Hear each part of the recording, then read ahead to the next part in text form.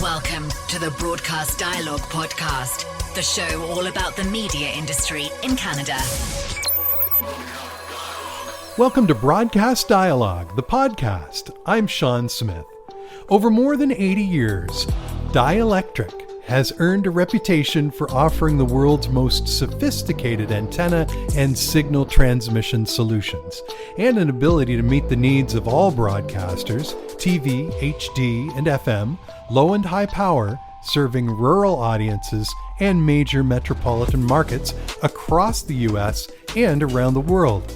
Their recent project in New York City saw WEDW-DT, Connecticut Public Television, join the historic master transmission site at the Empire State Building.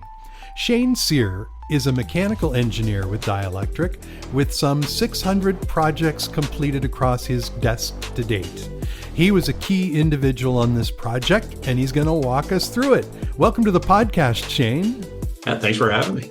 We want to walk through the WEDW antenna project that you just did on the Empire State Building recently. And that facility hosts 18 FM and 5 TV stations.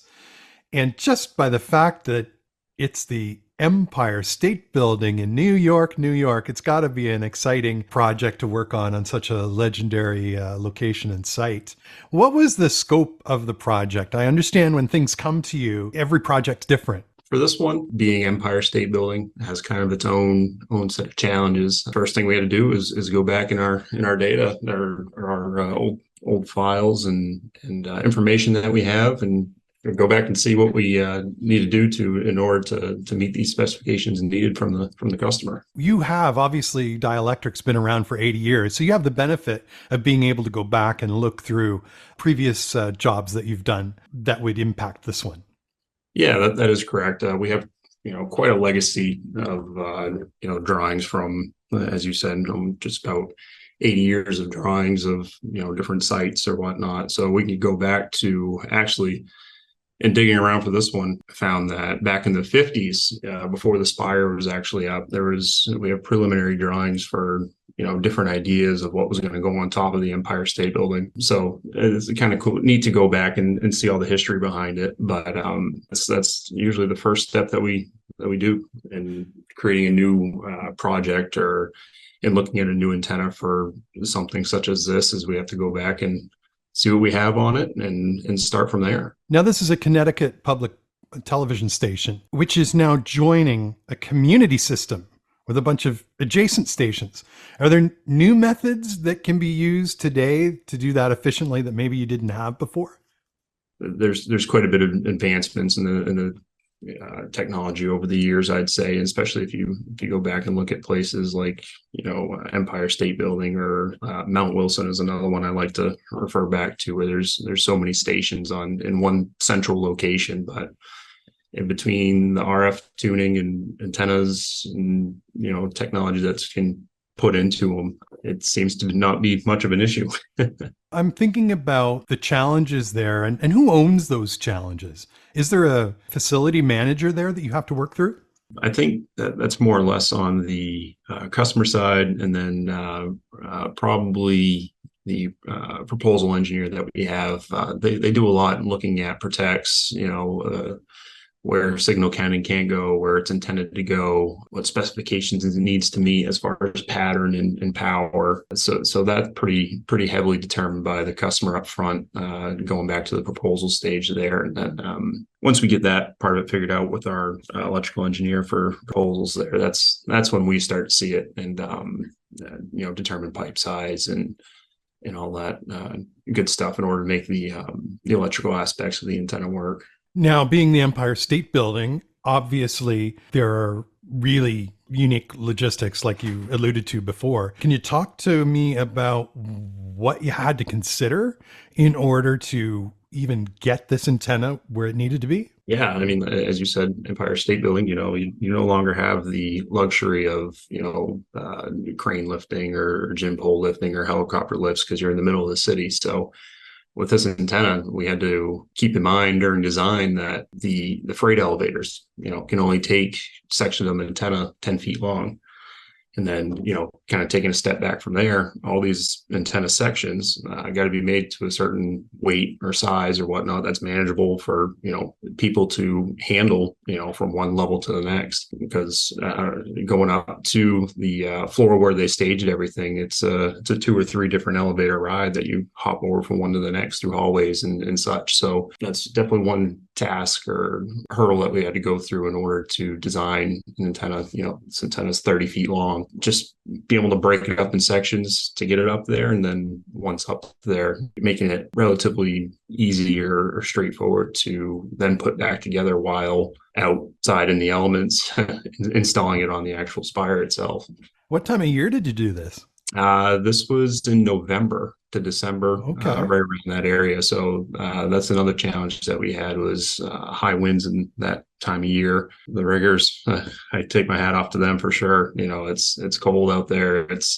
Of course, they do it during the night. The times of work were, between 9 p.m. and 6 a.m. when we're there, doing the installation of, first the mounts and then one section at a time. But yeah, that's all stuff you gotta keep in mind when designing something like this for busy buildings. So what was your role once on the ground in New York, or should we say in the sky? When I ended up going down there for just basically support, I know the riggers, again, they're very good at their job. They up and down, inspire all the time. They do a lot of maintenance to the building, all that sort of stuff. So it's not every day that this crew at least installed antennas on this building. Basically, my part in being there was any questions they had, they fielded them to me, and I was able to be there for a response. Whether it be which components and mounts go at which layer or which elevation, how the antenna sections go together. This is a EST antenna, so it's an end-fed antenna design. So the splitting it up, there's high power connectors, at 3 different locations throughout the antenna, kind of giving them guidance on how to put those together. Just anything they had, I was there for. These guys have worked on this tower in this building before. Oh, yes. It was actually the coal crew for Empire State Building. Let's talk about the direction of signal. This is a Connecticut station that is looking to get better coverage, but yet they're doing it out of Manhattan. What was all involved in getting that right? A lot of planning, I'm sure. Yes, it does take a lot of planning, and it kind of going back a little bit. It starts all the way at the proposal stage of things, where we dig up all the old information. We know that one face of the spire is at 29 degrees true north, and then work backwards from there. We know what the pattern needs to look like, and the orientation, which I believe this one's right around 51 degrees true north. Once we get that in an antenna design, we then place it where it needs to be, in free space when modeling, and then create mounts around that. And there's a lot of antennas, looking back in Dielectric's history, there's some antennas that are still playing out in the field today that are, approaching that, I think 60s or late 50s, early 60s is when they're installed. So they're still playing today. We ask for a couple service parts here and there, but other than that, yeah, this antenna has a potential to outlive both of us, that's for sure. Well, that's a testament to the design and the install and the vision that Dielectric's been bringing since the 40s, 80 years anyway. I do believe so, yes. Yeah. What are some other high profile projects that you've worked on that are sort of iconic in nature? Anything that comes to mind? Some of the bigger projects that we've had in the past, include, as I mentioned before, Mount Wilson, Sears Tower, Willis Tower, Telefarm. That was another big job we had. Sutro Tower, of course, Empire State Building. But really, we're all over the place in the United States, Canada, Mexico, Peru. We had a really big FM site in Peru that was pretty substantial. So, what was the most immense project you've worked on? If I had to think of one currently up right now, it would probably be, again, going back to Telefarm. There's 2 very big stacks over there with EBTs, which is a bottom mount end-fed antenna, and then on top another ETT, so another top mount E-type end-fed antenna. both of which, in the 30, 35 layers, stacks, your total stack height, you're looking at close to, I want to say it was 120 feet for, from tip to toe. The bottom of stack for those antennas were, north of 24,000 pounds. So they're pretty big antennas. Another one actually we're working on right now is a job for South Dakota. It's actually a batwing antenna. Some people know them as batwing super turnstiles, but they are in need of a new one. And again, one of those antennas that have been up since I want to say it was in the 60s again, and actually came down in an ice storm. So now we're building a new one of those. And again, from top to bottom without lightning arrestor, you're over 100 feet just for that one antenna. It's a 6-bay channel 3. So what is the biggest advancement that you've seen in terms of the work that you do, either by technology or just the way you come at projects? The biggest advancement I'd see is it's still sort of in deployment right now, but ATSC 3.0, that's a pretty big jump for the broadcast industry. Just the capabilities that it has, and what we're able to then broadcast for more on like a data sort of side of things. That's a big one. And then another sort of big one that we've been working on recently has been the top mount broadband pylon antenna. With that, there's you can have a 10 channel span in UHF and have it as a single top mount antenna. So that's been a pretty big deal for bringing down wind loads and tower loading and such. What is the biggest need of broadcasters at this point?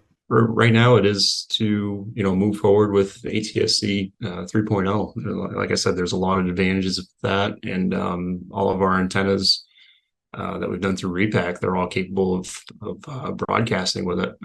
Just the biggest step right now is getting all the hardware, all the chips put into phones and GPS and all that good sort of stuff. I mean, I know NAB, I don't think it was last year, maybe 2 years before, they had a autonomous vehicle that was shuttling people, and it was directed by data received from ATSC 3.0. So kind of capitalizing on that and trying to stay ahead of the curve as far as broadcasting. Well, listen, Shane, I really appreciate you joining us today on Broadcast Dialogue, the podcast.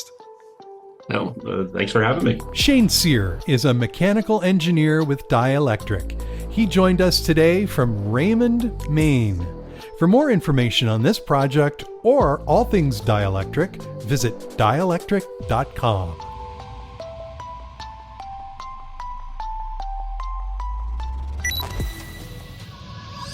Thanks for listening to Broadcast Dialogue. For more information about the podcast or to receive exclusive access to our weekly briefing about the Canadian media industry, visit us at broadcastdialogue.com. Don't forget to like us on Facebook, connect with us on LinkedIn, and follow us on Twitter and SoundCloud.